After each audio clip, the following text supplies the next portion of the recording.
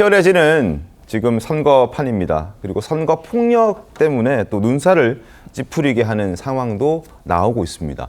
유세 현장에 외제차를 몰고 와서 빵빵대며 경적을 울리고 선거 운동원을 위협해서 여러 명을 다치게 하는 사고도 발생하기도 했습니다. 자, 이거 어디서 발생한 겁니까? 박민현 대변인님?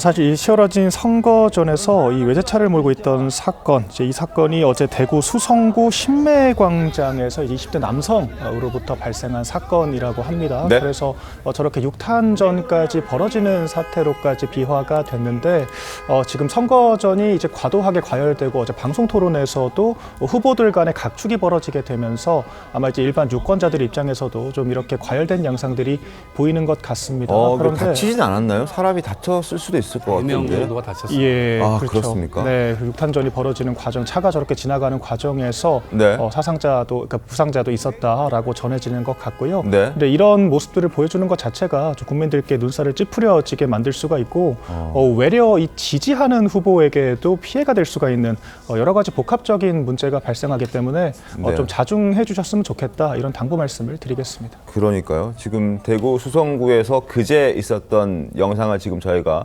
보여드렸는데요. 국민의힘 유세 현장에서도 선거운동원이 시민에게 또 폭행을 당하는 일이 잇따라 발생했습니다. 그러니까 각자 또 지지하는 지지층, 지지하는 정당이 다르다 보니까 불만을 품고 또 과격한 행동, 또 물리적인 폭력을 가하는 사항들이 좀 벌어지고 있는 것 같은데 좀 자중해야 된다는 그런 생각도 많이 듭니다. 강성일 부위원장님. 그러니까 이제 뭐 부산에서도 성남에서도 이런 일이 있는데 사실 평소에도 이런 일이 종종 일어나기도 합니다. 네. 선거운동 하다 보면 좀 네. 부딪히는 일들이 좀 그리고 있죠. 이제 선거운동을 하다 보면 또 과격해지면 이 선거운동원도 그렇고 지지자도 그렇고 좀 몰입되는 경향이 있어요. 네네. 그래가지고 이게 사실 제대로 된 판단을 못 하는데 이게 그나마 평시에는 어떤 작은 소동으로 끝날 수가 있는 거지만 네. 이 선거운동 기간 중에 일어나면 이 작은 일도 법적 처리가 된다는 점을 조금 유의를 하셔야 된다. 그래가지고 어쨌든 본인이 지지하는 후보에게 오히려 피해를 줄 수 있음을 조금 명시해야 된다. 이걸 좀 알았으면 좋겠습니다. 그러니까 안타까운 일들이 자꾸 벌어지고 있습니다. 불만을 갖더라도 저렇게 물리적인 행동을 실천해서는 안 됩니다. 절대 안 됩니다. 절대 안 됩니다. 자, 그리고 엿새 앞으로 다가온 대선입니다. 선거 유세 현장 각종 순환사가 계속 또 이어지고 있습니다. 박주민 의원이 부산 지원 유세 중에서 20대 남성과 대화한 영상이 또 눈길을 모으고 있다고 하는데 어떤 얘기인지 직접 보고 이야기를 이어가겠습니다. 예? 누구세요? 저는 박주민 의원님이라고. 그럼 저 하나 질문 해도 될까요? 혹시 호텔 경제를 어떻게 생각하십니까? 호텔 경제론요. 승수효과에서 승수효과가 뭔지 아세요? 돈을 풀었을 때 네, 승수효과 뭐예요? 어떤 어느 정도의 파생 효과를 나타내는 그러니까 승수효과 그거 아닌 걸로 잘 알아요. 승수효과는 그런 게 아니라 그러니까 당연히 국회의원이잖아요. 저는 일반 시민이에요. 그럼 누가 더 대한민국 경제에 더 잘해야 될까요? 제가 더 잘해야 돼요? 그럼 제가 국회의원 하죠. 저보고 대학교 어디 나왔니? 그래서 제가 그랬어요. 만약에 제가 뭐 어떤 대학을 나와야 좋은 겁니까? 서울대 정도 나와요. 이런 식으로 얘기하시는 거죠. 저 서울대 법대 나왔는데 그랬더니 말을 잘 못하시는 거예요. 그러니까 자, 저런 일들도 이제 벌어지는 겁니다. 뭔가 정책이나 뭐 이런 부분에 불만을 갖고 정책이 좋지 않다라는 뭐 개인적인 지지자들의 어떤 의견을 갖고 마침 의원이 또 보이니까 찾아가서 이런저런 질문을 하는 과정에서의 어떤 살짝의 설전 뭐 이런 부분들도 또 이제 논란이 되고 있는 건데요. 임승호 대변인님 어떻게 보셨습니까? 뭐 아무래도 저 영상만 봤을 때는 일반 시민분께서 조금 치기가 올라오신 상태인 것 같아서 박주민 의원이 굳이 뭐 저 상태에서 설전을 이어갈 필요는 없었다라고 보여요. 다만 네. 박주민 의원의 어떤 저 말이 사실이라면 대학 이런 부분은 사실 뭐 일반 시민분이라 하더라도 뭐 생산성 있는 논의는 아닌 것 같고요. 앞으로도 뭐 엿새 정도 선거가 남았다라고 하지만 이제는 뭐 토론회도 없고 유세 현장 위주의 일정이 계속될 것이기 때문에 네네.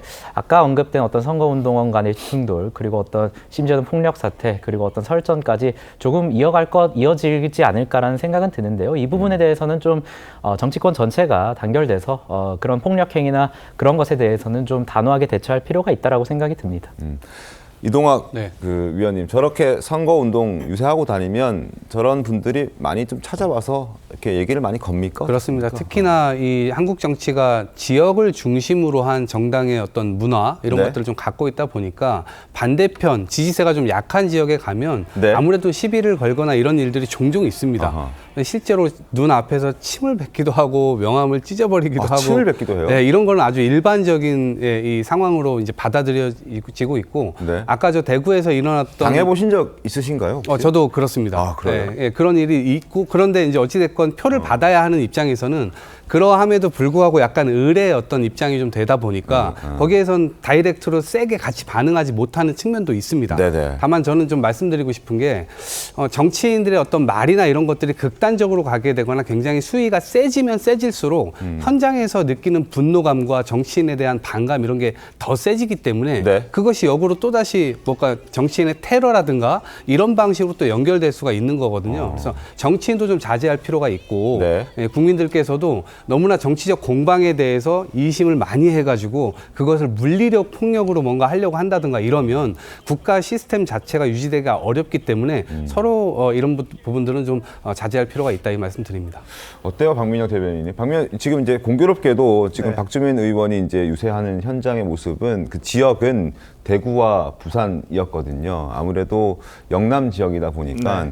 뭐 보수 성향의 지지자들이 조금 더 많이 거주하는 그런 지역이기 때문에 아마 민주당 박주민 의원에게 이렇게 설전도 벌어지고 또 부딪힘도 있었던 것 같은데 네. 반대로 국민의 입장에서는 이제 전라도나 이런 데 예. 가면은 저런 일이 좀 벌어지나요? 제가 사실 지난 대선이 끝나자마자 호남으로 이준석 전 대표, 당시 대표와 네.